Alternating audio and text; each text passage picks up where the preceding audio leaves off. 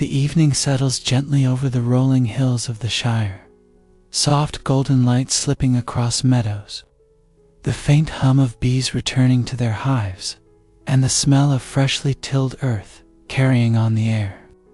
It is in this moment, neither quite day nor night, that the world feels unhurried, as though time itself has learned to walk barefoot and slow. The Shire is not a land of great monuments or high thrones. It is not a place that would draw the envy of kings or the gaze of armies, but rather a land of green fields, warm hearths, and the small comforts that, to hobbits, mean everything. And it is here that our tale begins, not with a clash of swords or the thunder of marching hosts, but with the clink of mugs inside a friendly and the Green Dragon. Within its sturdy wooden walls, the Green Dragon glows like a beacon against the dusk. Its windows spill candlelight onto the grass outside, while laughter rises and falls like the lilt of a well-known song. Smoke from the hearth curls lazily through the rafters, and the scent of roasting meat mingles with the earthy aroma of pipeweed. To enter this place is to step into a rhythm of life older than any book, simpler than any great philosophy, a rhythm of fellowship and cheer. Hobbits gather in clusters, tankards in hand, faces bright with the flush of ale and good company. They speak of planting and weather, of who has the fattest pumpkins this year, of which neighbor's cow has gone missing, matters that, to them, are weighty and worthy of discussion, even if the outside world would scarcely notice. In the far corner, however, the evening takes a subtle shift. A hush, almost unnoticeable, spreads across a table as a stranger clears his throat. He is not tall by the reckoning of men, yet among hobbits he rises like a mountain, a dwarf, broad-shouldered and deep-voiced, his beard braided in the fashion of his people. His name is lost to most here, but to the listeners leaning close, he is a storyteller, a bringer of tales that stretch far beyond the fields they know. Tankards still in hand, hobbits hush one another, eager for the unfamiliar, for the touch of mystery that has wandered into their snug little inn. The dwarf begins to speak, and his voice carries the weight of stone and the echo of deep places beneath the mountains. He does not begin with himself, nor even with his people, but with a shadow, a fire older than the Shire, older than the dwarves themselves.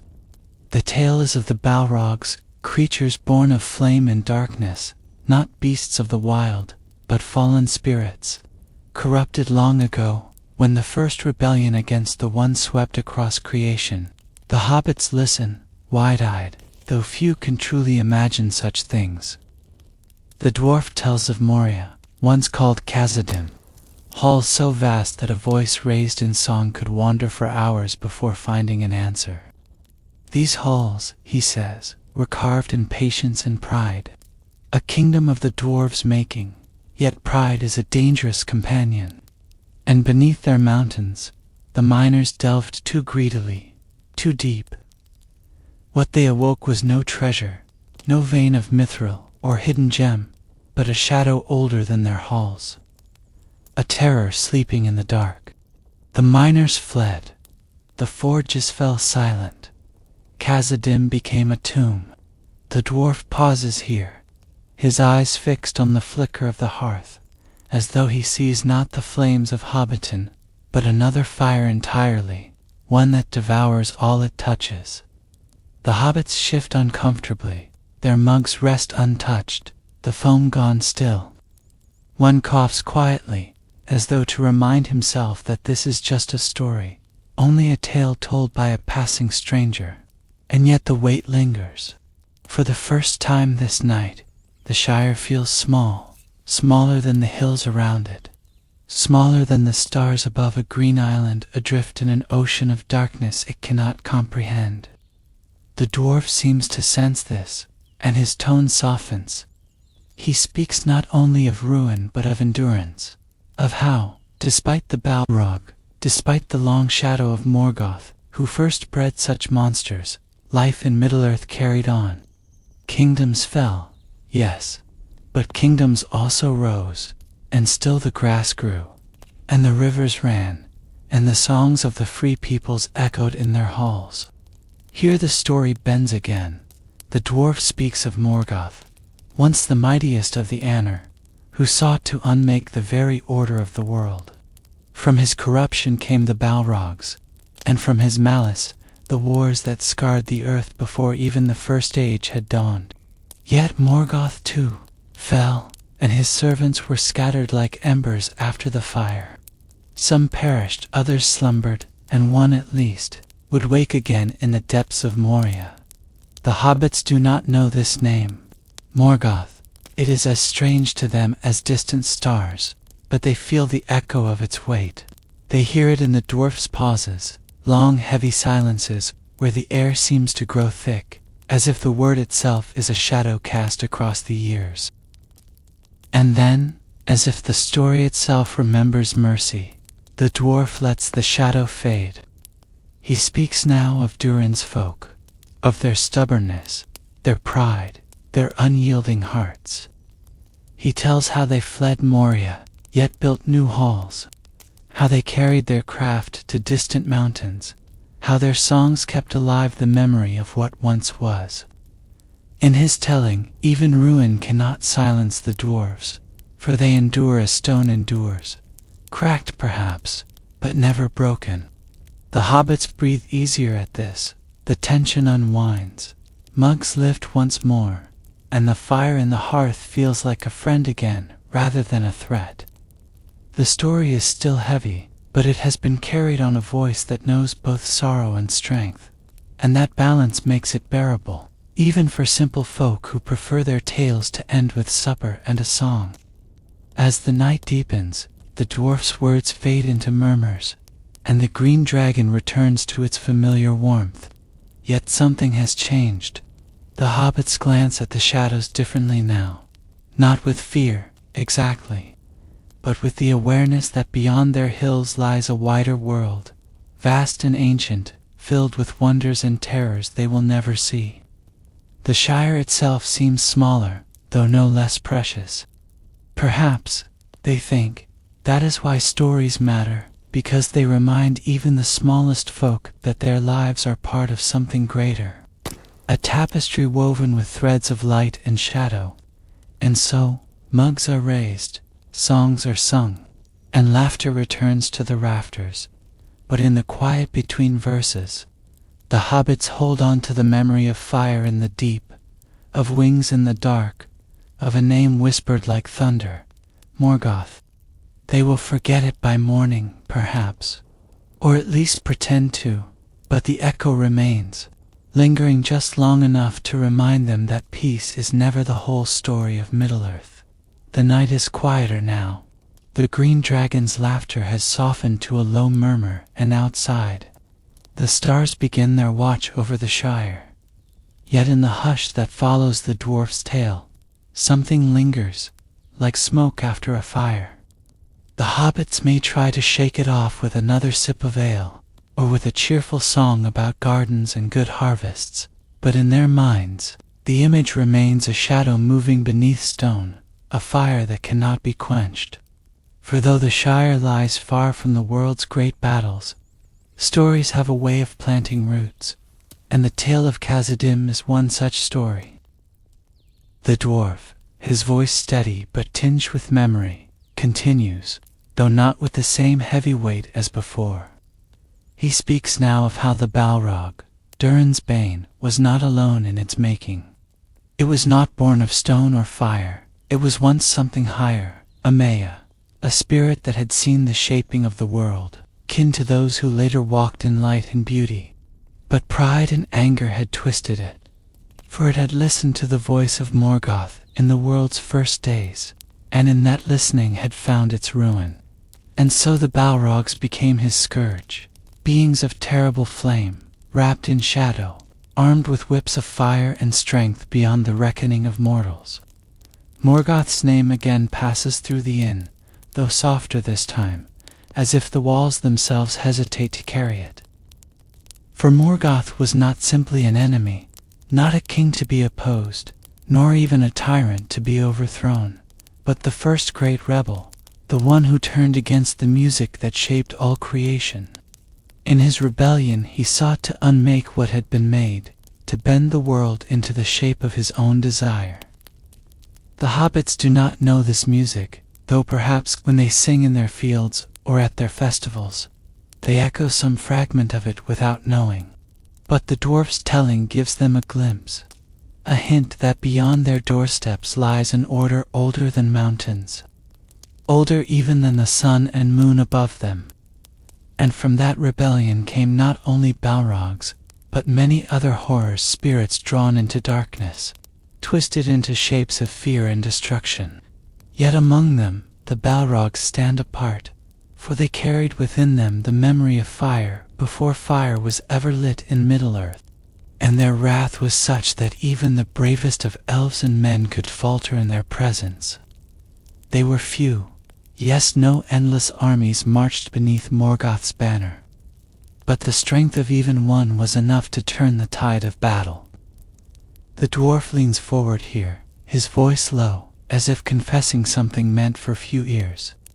He tells of the great wars of the First Age, when Balrogs strode across battlefields like storms, their whips cracking, their fire consuming. He tells of Glorfindel, an elf lord who gave his life to cast one such demon down, falling with it from a high precipice. He speaks of battles so fierce the very land was torn, rivers rerouted, mountains sundered, scars that can still be traced in the maps of Middle-earth. The hobbits' eyes grow wide again, for they cannot imagine wars that reshape the earth itself.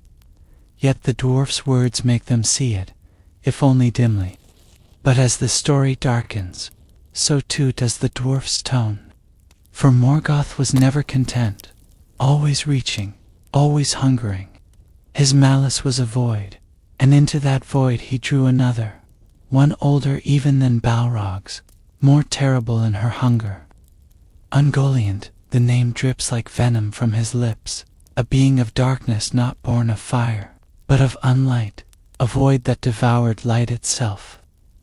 To her Morgoth once turned, in his lust for power, promising her what even he could not truly give. And together they wove a deed so dreadful that even now, ages later, its memory shivers through every corner of the world. The dwarf speaks of Valinor, the land of the gods, where two trees once stood, Telperion and Laurelin, the elder lights of the world before sun and moon. They shone with silver and gold, casting beauty across the land, their light filling all things with harmony. But Morgoth, with Ungoliant at his side, crept into that blessed realm, and there struck his most grievous blow. With his spear he wounded the trees, and Ungoliant set upon them, draining their light until nothing remained but blackened husks. The world was thrust into darkness, a darkness deeper than any night, for it was not merely the absence of light, but the swallowing of it. At this, even the hobbits shudder. They know the comfort of lamplight, the warmth of a hearth.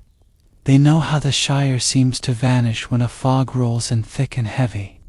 To imagine all light devoured, to imagine a night without stars, without moon, without any promise of dawn, is to imagine despair itself. And in that silence, the dwarf lets the weight of the story settle, pausing long enough that the crackle of the green dragon's hearth feels suddenly precious, as though the hobbits must cling to it, lest it be snuffed out like those ancient trees.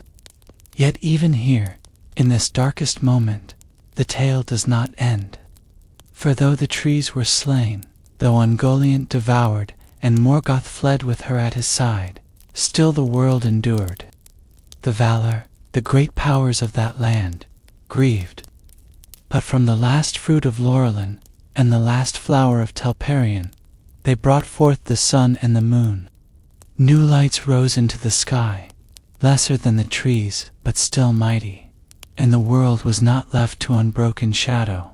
And though Ungoliant fled into the dark places of the world, birthing spawn and shadows that would linger for ages, her hunger never sated, her tale, too was part of the weaving of fate.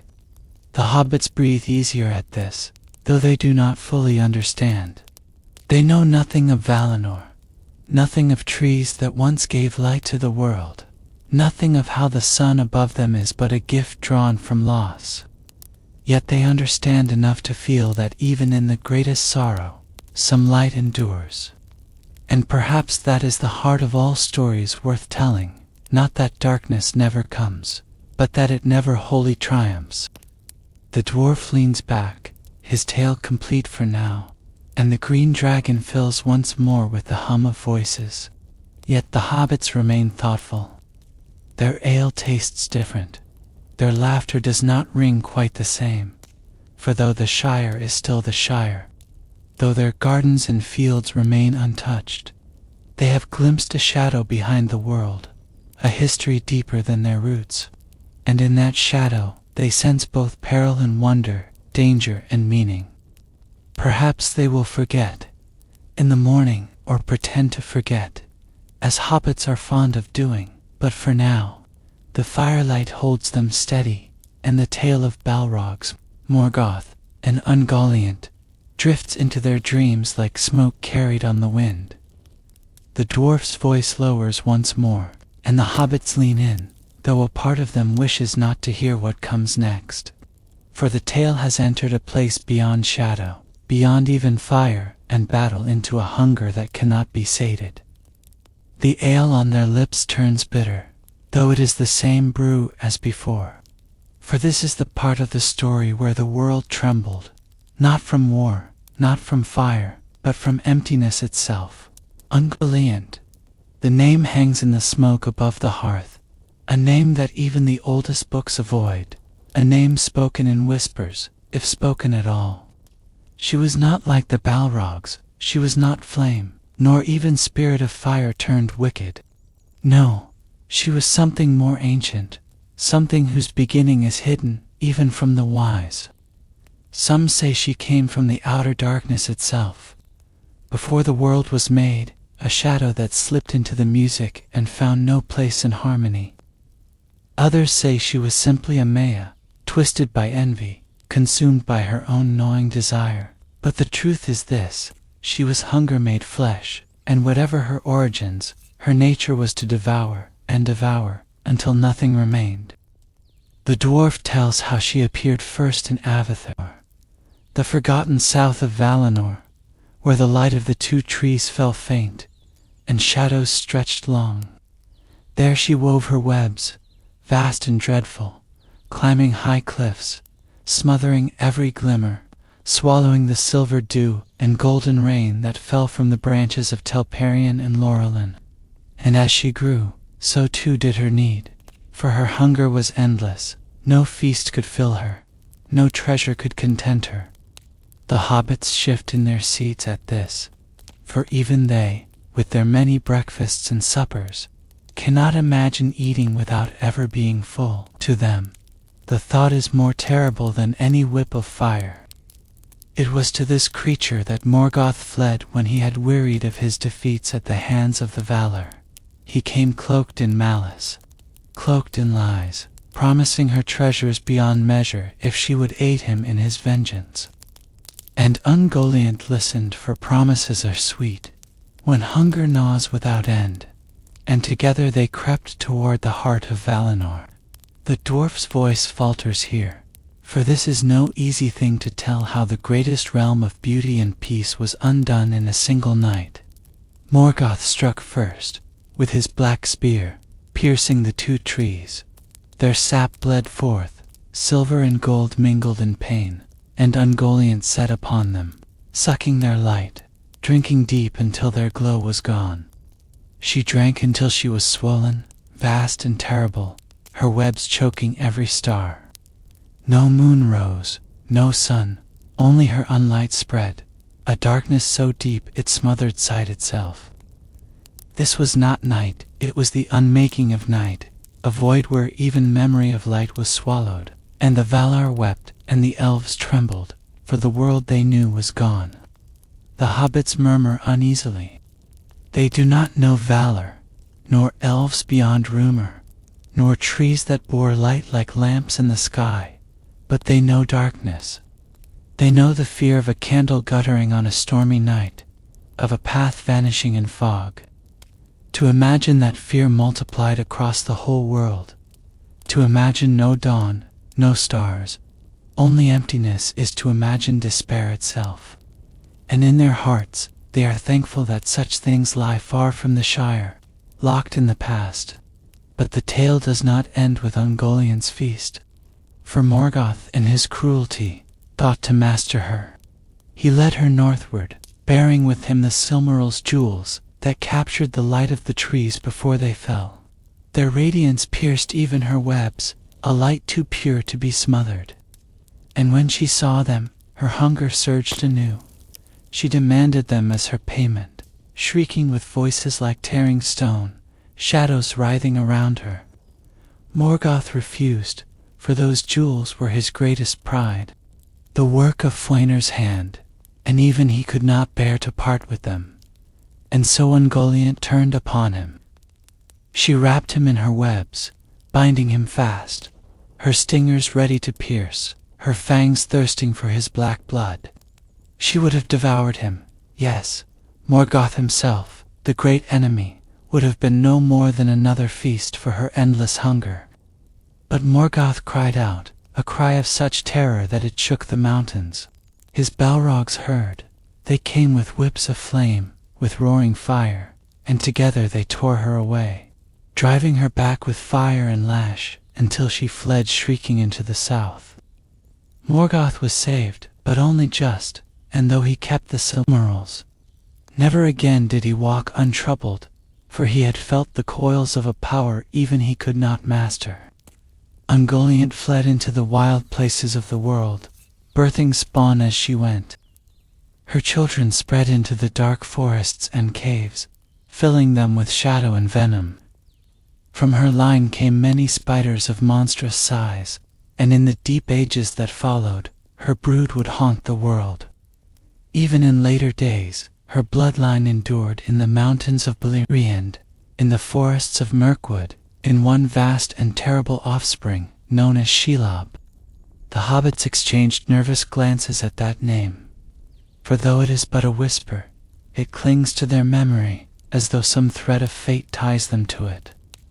As for Ungoliant herself, some say she fled far south, devouring all in her path, until her hunger grew so great that at last she turned upon her own body.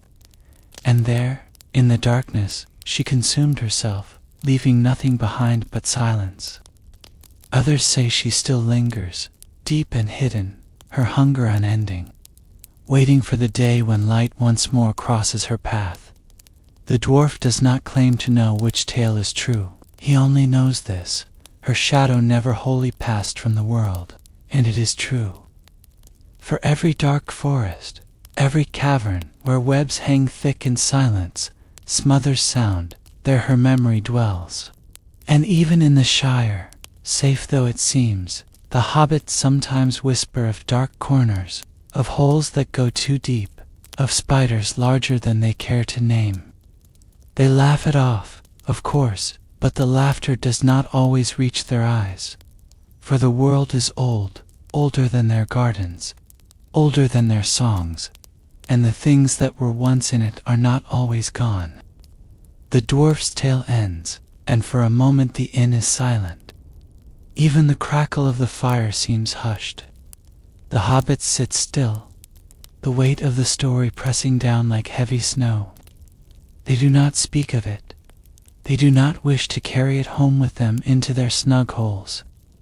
But in the quiet of their minds, as they sip what remains of their ale, they wonder how can such a small land as theirs remain untouched when the world beyond has seen such darkness.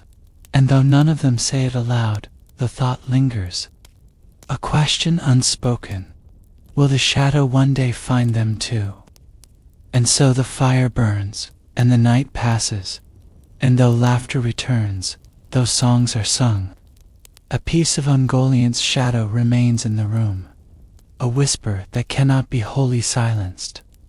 The dwarf's tale of Ungoliant fades, his words trailing into the smoke that curls toward the rafters. For a time there is silence, a heavy silence, weighted with shadows of an age long past, until the hobbits stir once more, shifting on their stools, glancing at one another with eyes that long for warmth again. And warmth comes not in the form of fire or ale, though both are plentiful, but in the turn of the tale itself. For no story can dwell forever in darkness, and in the wide weaving of the world there are places where the shadows cannot wholly reach. And so the dwarf clears his throat, and with a softer voice, almost as though he is setting down a burden, he begins to speak of a land far removed from Ungoliant's hunger, a land familiar to his listeners, a land they know in their bones, the Shire. It lies nestled in the heart of Eriador, gentle hills rolling like waves of green, rivers winding silver between them, fields tilled and tended with a love of growing things. It is not a grand kingdom, nor a fortress raised in defiance of evil. It is simply home. And to the hobbits, home is more precious than treasure, more enduring than fame. The dwarf, though he speaks of many realms in his long memories, lingers here with a fondness not often found in his kind. Perhaps it is because even dwarves deep in their stone halls dream at times of sunlight on grass and the laughter of children in fields. The hobbits listen closely now, for though they know the Shire, they delight in hearing it told, as though it were a wonder of the world. And perhaps it is, for in its own quiet way, it is as marvelous as the tall towers of men, or the hidden cities of elves. Here, life flows with a rhythm all its own.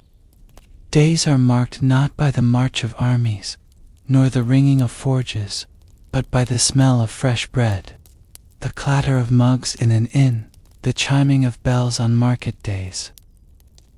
Evenings bring lanterns glowing in round windows, songs hummed as fires are stoked, and the gentle rustle of wind through hedgerows. The hobbits themselves are a curious folk, smaller than men, though sturdy and cheerful, with bright eyes and quick laughter. They have no need of crowns or thrones, no hunger for conquest or power. Their pride lies in gardens, well tended, in meals well cooked, in stories well told. And though the outside world might look upon them as simple or foolish, they carry a wisdom of their own, the wisdom of contentment, of finding joy in small things. That, perhaps, is a rarer treasure than all the gold in Erebor. The dwarf chuckles as he describes their fondness for food: breakfasts, second breakfasts, elevenses, luncheons, teas, dinners, and suppers, a litany of meals that makes even a well-fed inn seem meager.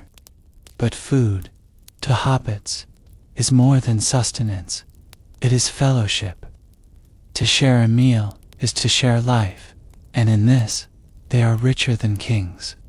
He tells of birthday feasts where tables groan beneath pies and cakes, of gatherings where ale flows and fiddles play long into the night. And the hobbits listening smile, for these are the stories they love best, stories that taste of home. Yet the dwarf does not forget the other side of their nature, their love of quiet, their suspicion of strangers, their careful watching of the bounds of the Shire. They are not warriors, not by nature, but they are rooted deep, like the oaks of their hills. Disturb their peace, and one may find them stubborn beyond reckoning. They do not boast of it, for boasting is not their way, but their strength lies hidden, waiting, like a seed beneath the soil. He speaks of the three kindreds of hobbits, the Harfoots, with their brown feet and wandering ways, the Stewards broader and fond of rivers, and the Falahides, lighter of hair and bolder in spirit. Long ago they drifted westward, settling in the land that would become the Shire, blending together until their differences softened, though traces remain. Some hobbits have a streak of adventure in them, though it is a quiet thing, often buried beneath layers of comfort. Yet from such hidden roots, greatness can one day grow. The firelight glows on the walls, and the dwarf's voice takes on a softer note, as though speaking more to himself than to his listeners. For what greater wonder is there than that such small folk, content with food and fields, could endure in a world so vast and perilous? Around them lie ruins of kingdoms fallen, mountains scarred by war, forests haunted by shadow. And yet, the Shire remains green, laughing, alive. Perhaps it is because they are overlooked, thought too unimportant for conquest. Or perhaps it is something deeper, a grace woven into the world itself, a shelter for innocence. Whatever the reason, the hobbits dwell in peace, and in their peace, they preserve something precious that others have long forgotten. The hobbits at the table lean closer still. They like this part, this reminder that their home is not only safe, but treasured, even by those beyond it. They know the Shire's lanes and fields as well as they know their own hands. But when told in this way, it seems to them like a secret jewel, a place worth more than all the crowns of men. And in their hearts, they feel a quiet pride, though they would never boast of it aloud. The dwarf smiles, his tale now like a hearth well stoked, steady, warm, comforting. He describes the way spring comes to the Shire, blossoms on the orchards, lambs in the meadows, the air thick with birdsong. He speaks of summer, fields heavy with grain, children running barefoot on the grass, fairs filled with laughter. He tells of autumn, harvest feasts, cider sweet and strong, the smell of smoke curling into the crisp air. And of winter, snow soft on the hills, candles glowing in windows, families gathered close around the fire. Each season a chapter, each day a page in the quiet story of the Shire. The hobbits sigh contentedly, as though they can see it all afresh, though it is the very life they live. And perhaps that is the magic of stories, to take the familiar and make it new again, to show what is near and dear in the light of wonder. For the Shire is not merely a land of fields and hills. It is a song, a heartbeat, a place where the world is whole. And yet, for all its beauty, for all its peace, there lingers a question unspoken. Can such peace endure forever? The dwarf does not voice it, not yet, but it flickers in the edges of his words, like a candle guttering in a draught. For he knows, as all old creatures do, that no shadow stays banished forever, and no land, however hidden, is beyond the reach of fate. But for now, he lets the hobbits rest in the comfort of their home, in the sound of their laughter, in the smell of their suppers waiting in warm kitchens. For now, the Shire is safe, and that is enough.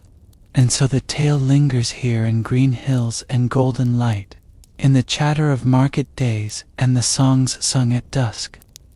It lingers in round doors and garden paths, in mugs raised high, in the quiet contentment of little folk who ask for nothing more than to be left in peace.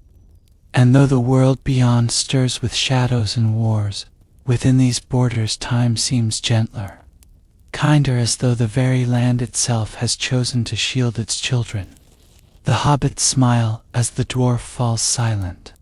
They raise their mugs once more, clinking them together with a cheer, and the inn rings with laughter. And for a while, just a while, the world is only this: a warm fire, a good story, and the comfort of home. The dwarf's voice drifts into a gentler cadence now, no longer heavy with shadows of ancient wars, nor lofty with the grandeur of elves, but soft, like a fire settling into embers. For though he has spoken of hobbits already, of their homes and hills, their fields and feasts, there is yet more to be said. For the Shire, though small in the wide maps of the world, is deep with stories, and the hobbits themselves are a riddle of simplicity and wonder.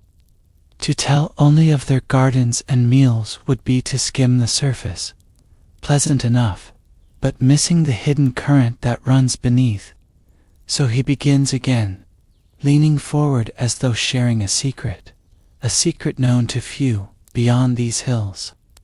Hobbits are, at their heart, creatures of habit. They love the familiar, the ordinary, the unchanging. A well-worn path, a door painted the same color for 50 years, a chair that always creaks the same way. These are the treasures of their lives. Change is regarded with suspicion, adventure with alarm. They are quick to say, "We've no use for such nonsense," and quicker still to shut the round door on it. And yet, beneath that quiet resistance lies a resilience stronger than iron. For though they may fear the unknown, when it comes to their very doorstep, they do not crumble. They endure. The dwarf tells of their love of gossip, not cruel gossip, not venomous, but curious and constant. Every lane, every hedge, every smile hums with whispers of who baked the finest pie, who was seen walking further afield than usual, who has ordered a new waistcoat. In the Shire, no deed is too small to escape notice. And though to outsiders this might seem nosy or meddlesome, among hobbits it is the glue of their society, a way of watching over one another, of weaving community from countless little threads. A stranger may find it tiresome, but to a hobbit, to be gossiped about is proof that one belongs. He speaks, too, of their festivals, bright splashes of color in the turning of the year. There is the spring planting, where whole families turn out to set seeds in the soil, their songs rising as freely as the larks above. There is midsummer, marked by feasts on green lawns, where lanterns glow like fireflies and fiddles ring into the night. Autumn brings the harvest festival, tables bending beneath roasts and stews, pies and puddings, barrels of ale tapped and flowing. And winter, winter brings Yule, with its candles in every window, its fires piled high, its gifts exchanged with laughter. These festivals are not merely excuses to eat and drink, though hobbits never need much excuse for that, but rituals of belonging, reminders that life is best when shared. Yet for all their merriment, hobbits are a cautious people. They keep to themselves, content within their borders. Few are the hobbits who have wandered far from the Shire, and fewer still who have returned. They are content, as a rule, to let the wider world go on without them. And perhaps that is why the world forgets them, overlooks them, passes them by, as though they were no more than children playing at life. But here the dwarf's voice lowers, his eyes gleaming in the firelight, as though he knows a truth that even some hobbits doubt. It is precisely this smallness, this obscurity, that guards their strength. For what is overlooked is often underestimated, and what is underestimated may, in the hour of need, surprise even the wise. Hobbits are gentle. Yes, they do not seek war. They do not hunger for power. But they are also stubborn beyond measure. Threaten their peace, and you will see them stand as unyielding as stone. Take their food, their homes, their freedom, and though they will weep, they will not break. Their courage is not loud, not blazing like the banners of kings. It is quiet, the courage of getting up each morning after loss, of sowing fields after storms, of keeping the fire lit against the dark. And such courage, the dwarf says, is rarer than all the swords in Gondor. The hobbits at the table shift uneasily, for they are not used to hearing themselves spoken of in such terms. They know their own faults, their love of comfort, their distaste for travel, their fondness for filling their bellies before filling their minds. And yet when the dwarf speaks thus, they feel a flicker of pride, though they dare not show it too openly. For deep down, some part of them knows it is true. They may not be tall, nor strong, nor learned, but there is steel in their souls, hidden beneath layers of laughter and pies. The tale drifts into smaller details now, as though the dwarf walks with words down the lanes of the Shire itself. He describes the round doors painted in cheerful colors, green and blue and red, each with a brass knob in the middle. He speaks of gardens bursting with cabbages and sunflowers, of neat rows of beans and strawberries, of herbs hanging in kitchens to dry. He tells of hobbit children chasing butterflies in meadows, of old gaffers smoking pipes on benches, of market stalls piled with apples and cheese. Every corner of the Shire hums with life, ordinary life, but precious in its ordinariness. And then, with a glint of mischief, he speaks of their quirks, for what folk is without them?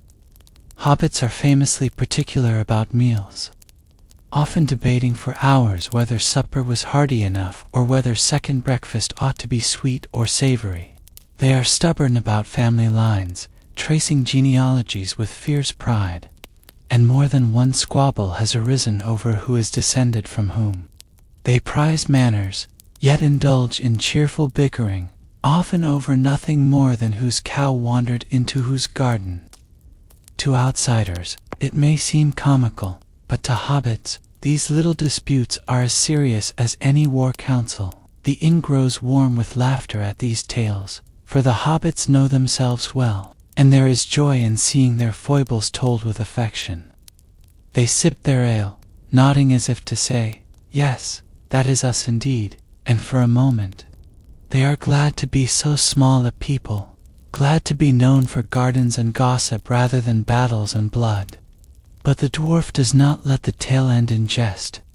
He leans closer, his voice soft, as though weaving a secret into the very air. The truth is this: greatness often hides in the humblest of places. The hobbits think themselves little and unimportant, yet it is in such hands that the fate of the world may one day rest. For in their simplicity lies clarity, in their humility lies wisdom, and in their love of peace lies a strength greater than the lust for power. They are, in a way, the heart of Middle-earth, steady, unassuming, but vital. The hobbits shift again, uneasy but thoughtful, their mugs forgotten for the moment. They are not used to such weighty words, and yet some spark catches in their hearts. They may laugh it off later, may return to their gossip and their gardens, but deep down they will remember. Perhaps, one day, they will understand. For now, though the dwarf lets the words settle like embers in the hearth, he smiles, takes a long pull of his ale, and leans back. The hobbits murmur among themselves, relieved to turn again to the lighter matters of supper and songs. Yet something lingers, a sense that their little lives are not so little after all. And so the tale of the Shire deepens, no longer just fields and feasts, but a portrait of a people both simple and strong, foolish and wise, ordinary and extraordinary all at once. Beneath their hills lie more than cellars and pantries. Beneath their hills lie secrets of endurance, of courage quiet and unspoken, waiting for the hour when it will be needed most.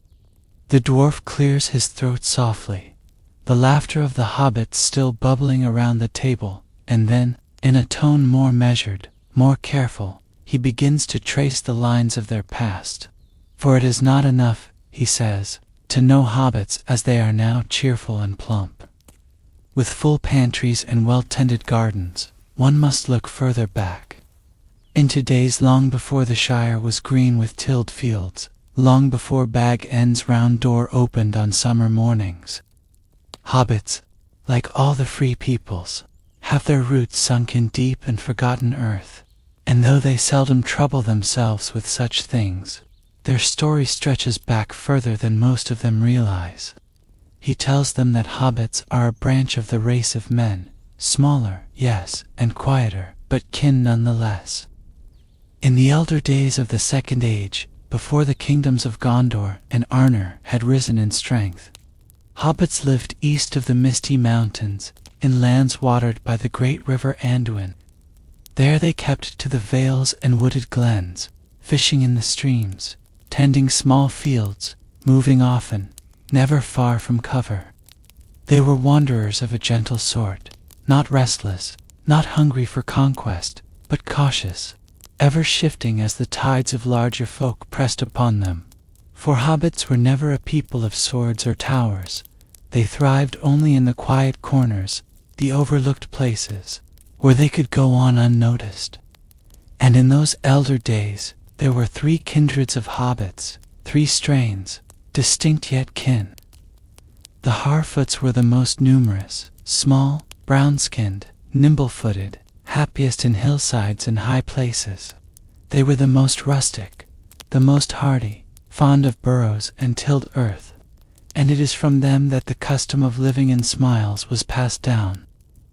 The Stoors were broader, heavier of build, dwelling near rivers and marshes. They were fishers and boatmen, and among them lingered a strange liking for water that most hobbits have long since forgotten. The Falahides were the least numerous, taller, fairer of skin and hair, more adventurous than their kin, friendly with elves and men alike. From the Falahides came many leaders, for they had a boldness rare among hobbits, a spark of curiosity, a touch of daring, that set them apart. The dwarf pauses here, watching the hobbits at the table as they shift and murmur. For some of these old strains still show faintly in their faces, their temperaments. In the bold Took line, one sees the Falahide glimmer, forever tugging a few souls toward adventures they claim not to want. In the Stoorish strain, one remembers Smeagol a hobbit, though twisted by shadow, who once fished by the banks of the End. And in the steady Bagginses and Bothans and Proudfeet, the Harfoot nature still holds sway, earthy, stubborn, content with simple ground beneath their feet. The story winds on the migration of the hobbits westward, crossing the misty mountains in slow trickles and family groups, some in fear of the gathering shadows, some simply seeking better land. They moved quietly, never in great hosts, never carving kingdoms or leaving monuments. They passed through lands where great powers struggled, men and orcs, dwarves and elves, and yet the hobbits slipped between like mice beneath the feet of giants. Few noticed them, fewer still remembered them, and this, the dwarf remarks with a knowing smile, was their gift. At last they came to Eriador, the western lands between the misty mountains and the blue, and there they found space enough to settle. The Hardfoots were first, moving into the foothills and lower vales, finding the land much to their liking. The Stoors lingered long in Dunland and the borders of the Angle, and some turned south along the Gladden. The Falahides came later, crossing into the north and mingling with the others. Over many generations, these kindreds mingled until they were less distinct. Yet their traits endured in family lines and stories whispered beside hearths. It was in the year 1601 of the Third Age, the dwarf explains, that the Shire was founded when Argoleb II, king of Arthedain, granted lands west of Bree to 2 Falahide brothers, Marco and Blanco. From Bree they led hobbit families into the green land that would become their heart forever after.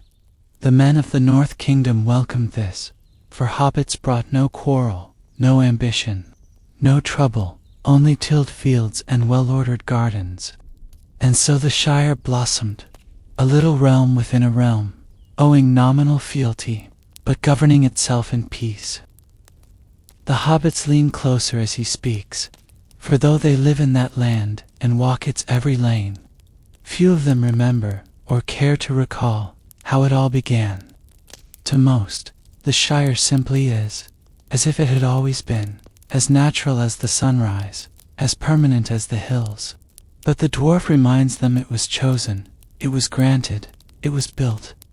Generations tilled the soil, raised their halls, marked their bounds, and in that labor, in that rootedness, hobbits grew into the people they are today, suspicious of strangers, fond of family, yet deeply tied to their land.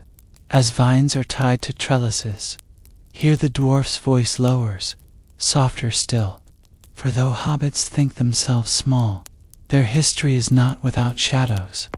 in the days when the Witch King of Angmar brought ruin upon the north.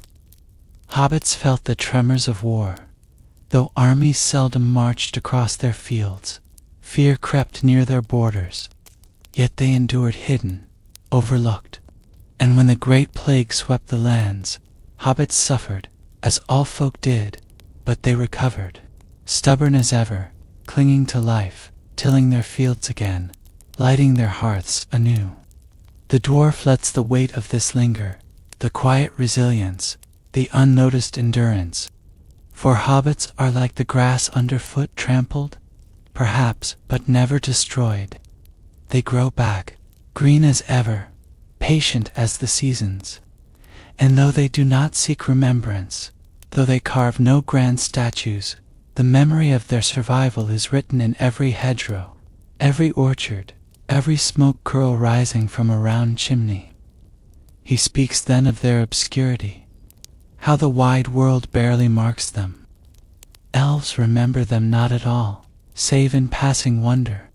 Dwarves, too, seldom take account of them, though they find hobbits amusing when encountered. Even men, who are closest of kin, regard hobbits as rustic curiosities, barely worth the ink in a record. And perhaps this, the dwarf suggests, is their greatest strength. For power overlooks the humble, and in being overlooked, the humble may endure when mightier folk fall. The hobbits at the table grow quiet. They are not used to hearing themselves placed upon the great map of the world. To them, they are only gardeners, bakers, millers, innkeepers. They think of their own days, the turning of seasons, the smoke from their chimneys, the chatter of markets. But the dwarf has drawn their line further back to the banks of the Anduin, to the crossing of mountains, to the founding of their land. It is unsettling, and yet stirring. For perhaps, though they scarcely dare admit it, their little lives are part of something older, greater, more enduring than they ever guessed.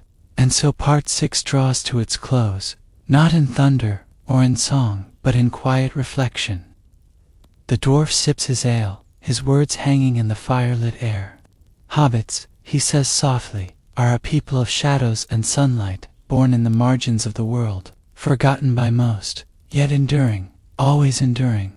And in their very smallness, in their quiet obscurity, lies the seed of greatness yet to be revealed. The dwarf leans back, the firelight painting deep lines across his face, and his voice softens. For now comes the heart of the matter. He has spoken of hobbit origins, of Harfoots and Stewars and Falahites, of the slow wandering westward until they rooted themselves in the green land of the Shire. But history, he says, is only half the tale. What truly matters is not where a people began, but what kind of folk they became. And the hobbits, though they seem so simple, so ordinary, are in truth among the most curious of all the free peoples. For it is their nature to love the quiet life, to value above all else the small pleasures, a full larder, a warm hearth, a well-tended garden. They measure wealth not in gold or jewels, but in the freshness of their ale, in the laughter of children tumbling in the grass, in the scent of new bread cooling on a windowsill. To a hobbit, the turning of the seasons is treasure enough, the apple blossom in spring, the hay harvest in summer, the long feasts of autumn, the deep stillness of winter nights. These things, they say, are the true fabric of life, and anything beyond them is a disturbance, a danger, an unnecessary risk. And yet the dwarf chuckles low, for all their talk of staying put, of shunning adventures. Hobbits are not without their contradictions. There is in them a stubborn streak, a rooted courage, that appears only when pressed. They will grumble at the thought of a journey beyond their village, yet when their homes are threatened, when their peace is at stake, they will stand with surprising resolve. Their resistance does not blaze like the fury of dwarves, nor burn with the wrath of elves, nor charge like the armies of men. It is quieter, like earth itself, steady, immovable, enduring. The hobbits at the table shift uncomfortably. Some laugh, some shake their heads, but they know the truth of it. For even in their own shire there are tales, whispered around firesides, of hobbits who stood firm against dangers larger than themselves. The old stories of Bandabris Took who faced down a goblin chief twice his height.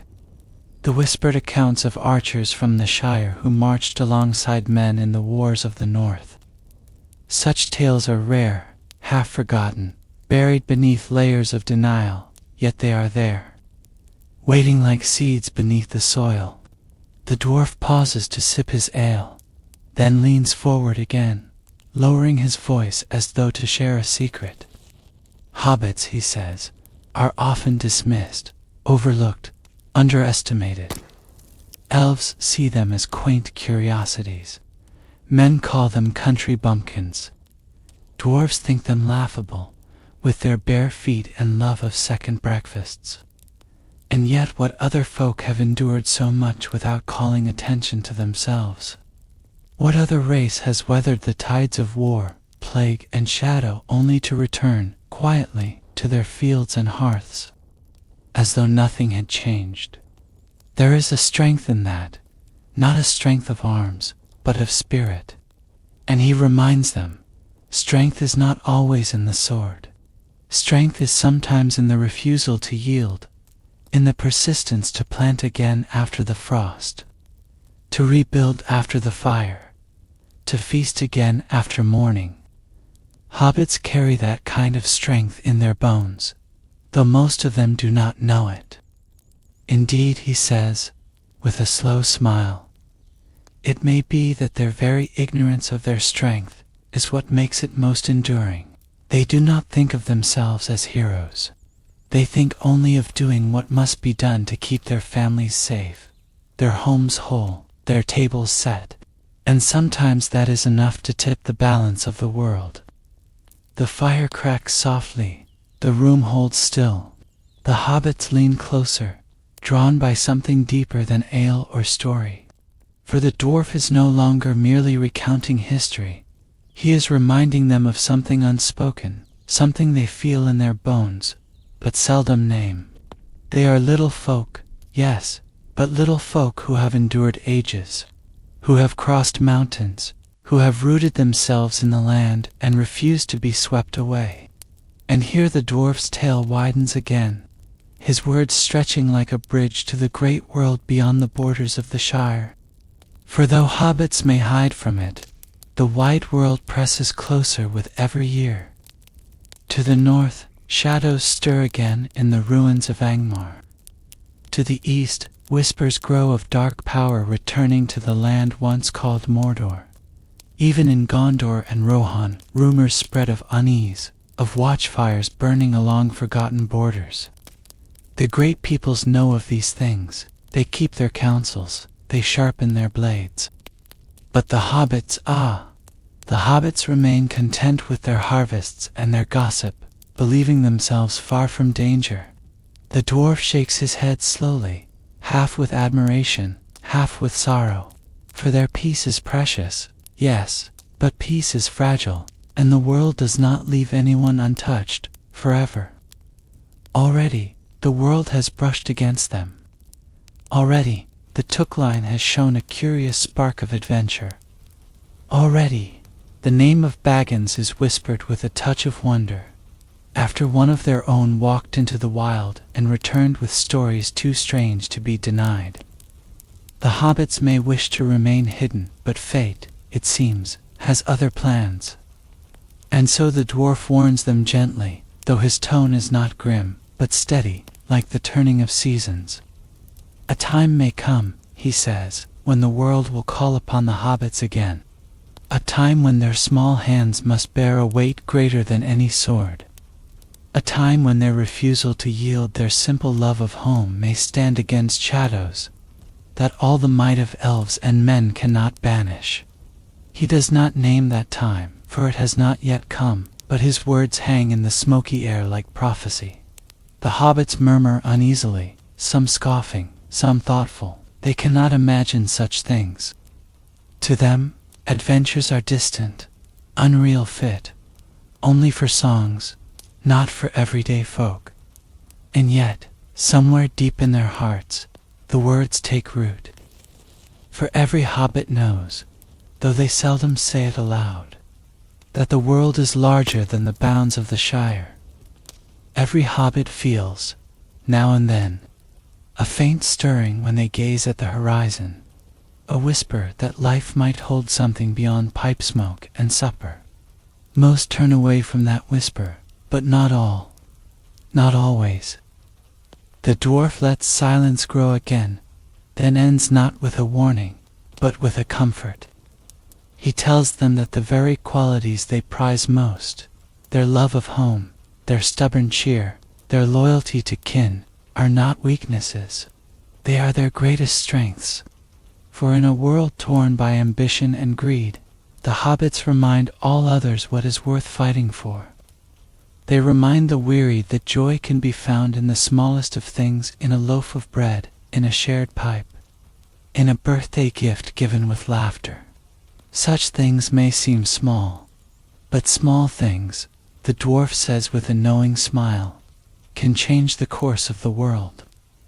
The fire dwindles, the mugs grow empty, the night deepens, yet the words remain echoing softly in the minds of those gathered.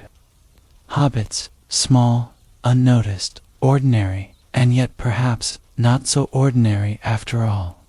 And thus part 7 closes, not with an ending, but with a quiet foreshadowing, as if the air itself knows that the days of peace will not last forever, and that in the hearts of the smallest folk lies a strength greater than shadow suspects.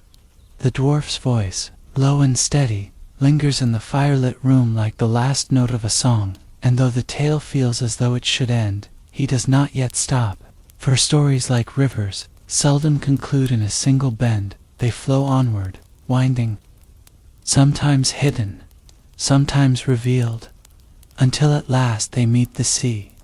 And this tale, the tale of hobbits, of shadows, of ages long past, is not truly about endings at all, but about the unbroken thread that runs from the beginning of the world to the quiet corners of the Shire. He leans forward again, the embers glowing in his eyes, and begins to weave the final strands together. He has spoken of the first age of Ungoliant, and the devouring darkness, of the trees whose light was swallowed and never restored. He has spoken of Balrogs, of Morgoth, of powers too vast for mortal reckoning. He has spoken of hobbits, their wandering origins, their homely ways, their hidden strength. Now he draws the line between them, showing how the great and the small, the terrible and the tender, are bound together in the vast design of the world. For what is darkness, he asks, without light to reveal its depth? And what is light, without shadows to remind us of its worth? The great wars of elves and men and dwarfs shook the very mountains, but in the end, it was not armies that tipped the scales of fate. It was choices, quiet, unseen choices, a hand reaching for mercy, a heart refusing despair, a will standing firm when all else faltered. And this, he says softly, is why hobbits matter. For in them lies the distilled essence of endurance, the stubborn clinging to joy, even when the world groans under shadow. He gestures toward the window, where the night lies still, and the stars glimmer faintly. The same stars that shone over the ruin of Beleriand, the same stars that witnessed the march of the Valar, the same stars that watched as hobbits first wandered westward. Ages rise and fall, kingdoms flourish and crumble, yet the stars endure. So too do hobbits endure, though they do not seek glory, though their names are not carved in stone. They carry forward something rarer than power, the memory of peace, the love of the simple good. And here the dwarf lets his voice soften further, almost a whisper, as if confessing something he has carried long in his heart. Dwarfs, he says, crave stone, the unyielding, the lasting. Elves crave beauty, eternal, unmarred. Men crave power, to rule, to shape, to command. But hobbits crave only enough food, enough warmth, enough cheer to fill the day. And perhaps, he admits with a slow, thoughtful smile, it is that very craving for enough that makes them strongest of all. For where others hunger endlessly and are never satisfied, hobbits rest content with what the day gives. And contentment, that is a treasure no shadow can easily steal. He straightens now, the fire crackling louder, and his words swell with the gravity of prophecy. One day, he says, the world will change again. Shadows long thought defeated will rise anew. Names whispered in dread will walk once more upon the earth. And when that day comes, it will not be the mightiest who turn the tide, but the smallest. Not kings upon their thrones, not wizards cloaked in power, not warriors clad in steel, but hobbits. Quiet hobbits, who never wished for adventure, who never sought renown, who never desired anything more than to be left alone in their gardens. It will be they who bear the burden none else could carry. The hobbits listening shift uneasily. Some laugh, thinking it nonsense. Others frown, feeling a chill, though the fire burns warm. Yet in the silence after the dwarf's words, a strange certainty settles. For though they cannot imagine such things, though they do not see themselves as heroes, something deep within them whispers that it is true. That even the smallest folk may shape the fate of the world. And so the dwarf does not end with fear, he ends with hope. He tells them that their lives, their feasts, their laughter, their songs, matter more than they know. That when darkness presses, it is not swords alone that hold it back, it is the memory of why the fight is worth waging at all.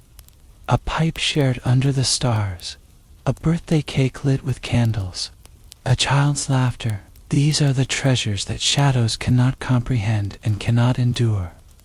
They are the reason why heroes rise, why battles are fought, why sacrifices are made.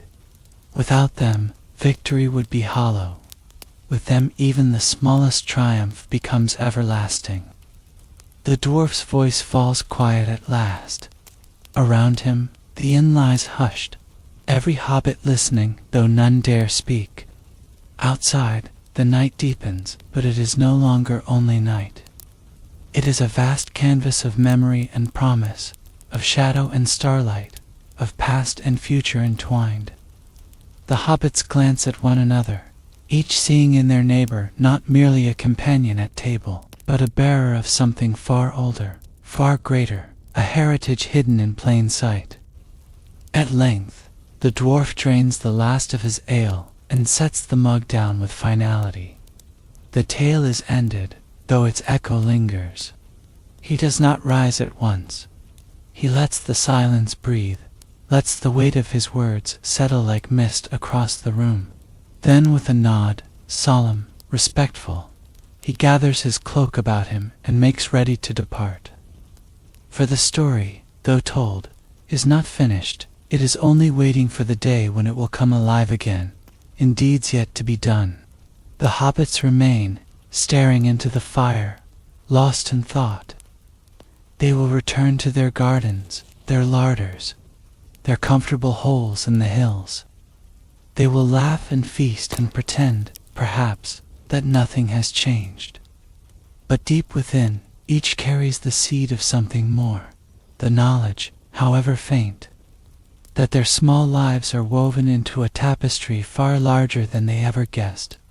And though they may never admit it aloud, they know now that even in the Shire, perhaps especially in the Shire, history is watching, and so the tale closes, not with thunder, not with battle, not with the clamor of swords, but with the quiet crackle of a fire in the Green Dragon Inn, with the murmur of hobbits pondering a future they cannot see, and with the knowledge that even the smallest hands may yet bear the weight of destiny, for in the end, as in the beginning, it is not the mightiest who shape the world, but the meek, the gentle, the ones who love the earth and all its simple joys.